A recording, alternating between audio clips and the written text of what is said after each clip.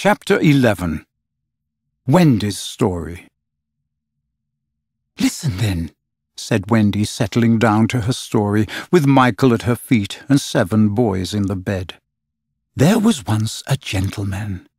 "I'd rather he'd been a lady," Curly said.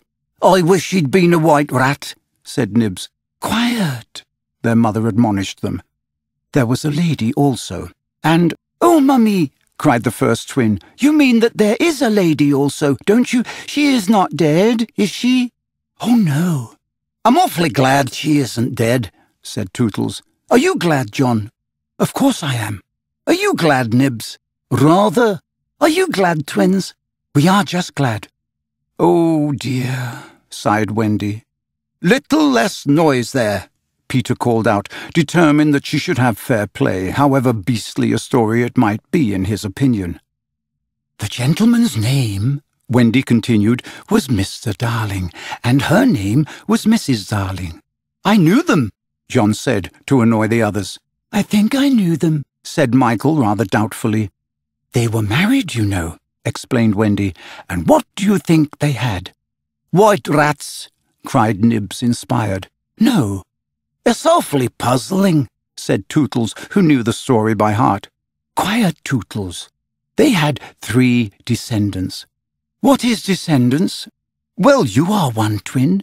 "Do you hear that, John? I am a descendant." "Descendants are only children," said John. "Oh, dear, sighed Wendy. Now, these 3 children had a faithful nurse called Nana, but Mr. Darling was angry with her and chained her up in the yard, and so all the children flew away. "It's an awfully good story," said Nibs. "They flew away," Wendy continued, "to the Neverland, where the lost children are."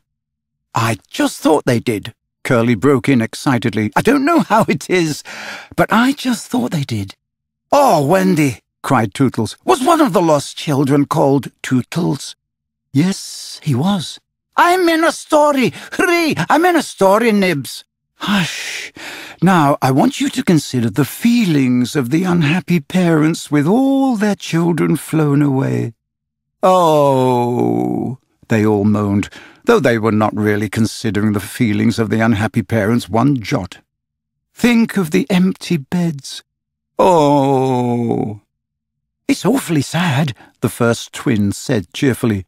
"I don't see how it can have a happy ending," said the second twin. "Do you, Nibs?" "I'm frightfully anxious."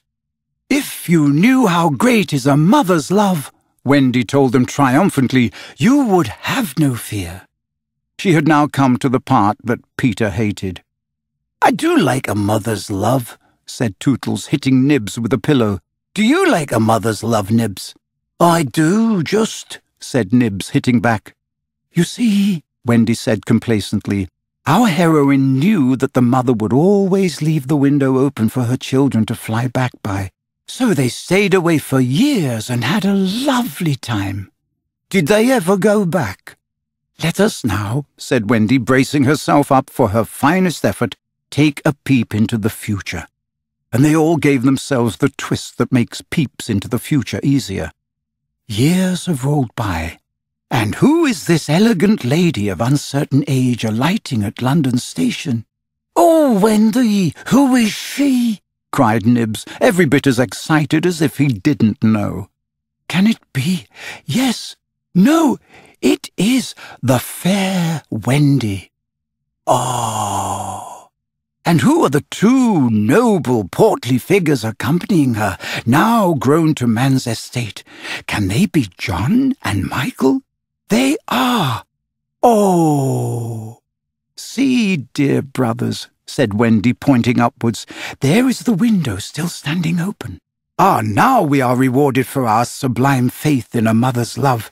So up they flew to their mummy and daddy, and pen cannot describe the happy scene over which we draw a veil.